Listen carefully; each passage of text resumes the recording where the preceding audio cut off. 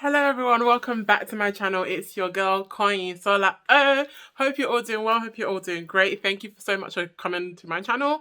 If you are new here, please subscribe, hit that subscribe button, like the video. And if you're coming back, thank you so much for coming back. I really appreciate you. If you are new here and you are subscribing for the first time, welcome. I make videos on life, politics, society, anything that matters in my generation. So welcome. So as you can see from the title, we are going to be talking about presentation tips and including some virtual tips as well, because a lot of us now are presenting online. Whether you are a student or you're working in some capacity, you will have to present your ideas in a really fun and engaging way. So I thought, why not make a video on presentation tips that might help any one of you who's struggling. These are just going to be my tips that I found have helped me over the years with presenting or sharing ideas.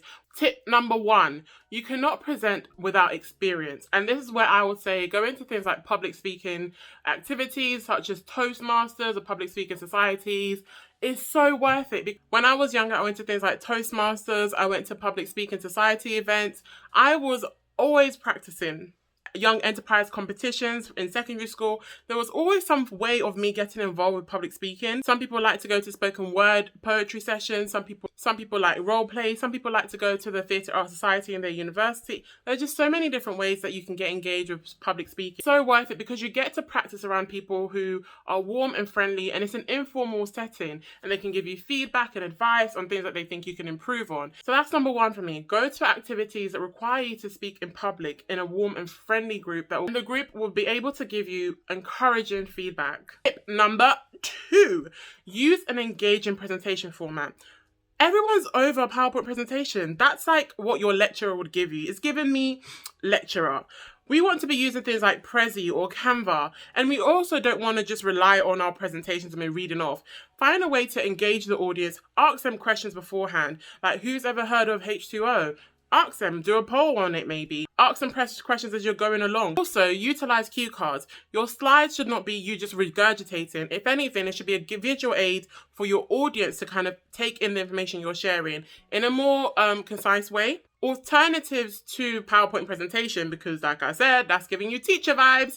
You can now use things like Prezi or Canva that engages your audience more. With an engaging presentation will come questions. Allow for some space for Q&As. Don't just say your piece and then, bye, I'm gone. Allow for your audience to ask you questions. This brings me to my next point. Tip number 3, make sure you are well versed and well researched on whatever you're going to be presenting. Don't just come up there and then waffle it up.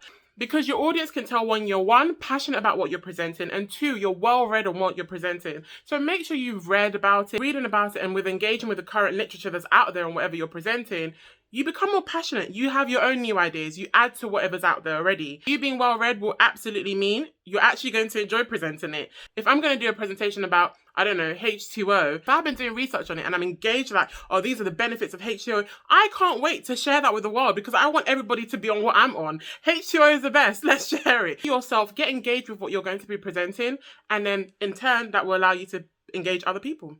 Another thing I would encourage is to smile. A lot of times we get so caught up in presenting ideas that we're just standing there like, yes, H2O does this. No, it's yes, H2O does this.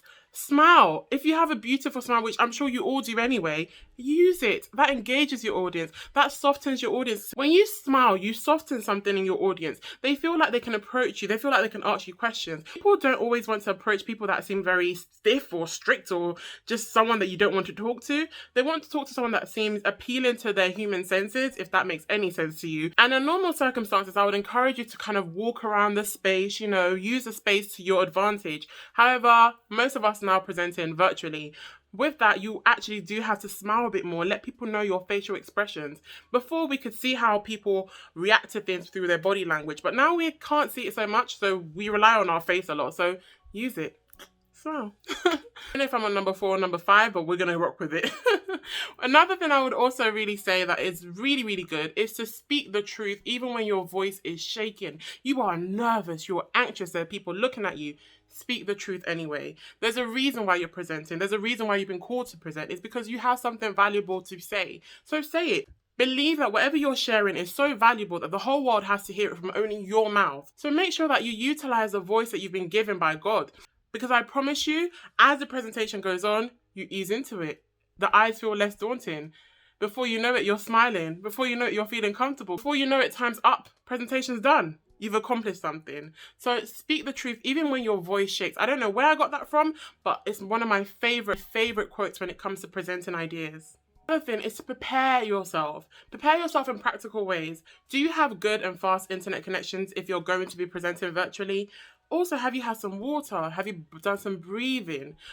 I have a thing where I always speak a bit too fast, so I have to try and practice this thing where I breathe between my sentences and just pace myself through it. You are also taking those practical steps. You're getting your internet connection ready, you're drinking your water, you're breathing, and you're grounding yourself. Another thing to note is that mistakes are absolutely fine. We all make them. You're human anyway. So if you stumble over your words or you go to the wrong slide, don't panic. The only time people really realize you made a mistake is when you make it a bigger mistake than it needed to be. So if you've stumbled over your words and you're like, oh my God, that's when people will start to realize there's an issue. But if you stumble over your words, pause, restart your sentence, no one really ever remembers that. Or if you go to the wrong slide, pause, go to the right slide, and continue on. It doesn't need to be a big dramatic incident. It can be easily mitigated. Look at me, big words, mitigated. And then tip number 7, I believe, make your presentation to the point. Try not to veer off too many times. Of course, I love humor. If you can sprinkle in humor here and there, that's engaging your audience. But try not to veer off way too much. Some of us fall into the trap of speaking nervously outside of the topic and digressing completely. Try not to do that too much. Stick to the point, keep your audience engaged in the time you've been allocated, and try not to go further, because if you start to go over time, your audience might become bored, especially if they're neurodivergent. They will absolutely, they're gone. My final tip, which is tip number 8, I believe, I really hope I'm counting right. It might be awkward if I haven't, but I'll put the right number up. My final tip is if you feel too intimidated to look into the camera or to look at different people, focus on one spot or one person and engage with that person. But look around, keep eye contact. But obviously, if you're on Skype, you can only look in one place.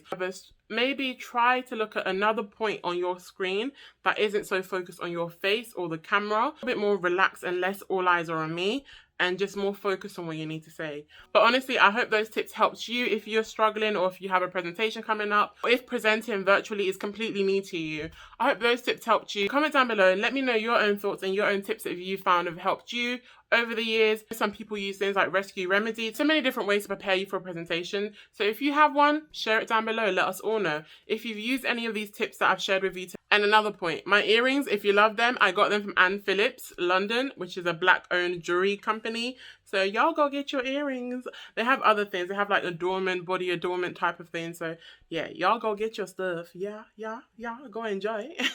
I got them as a little treat yourself gift to myself, because why not? Honestly, thank you guys so much for watching. If you haven't subscribed, you know what to do. Click that subscribe button, boo. It's down there somewhere.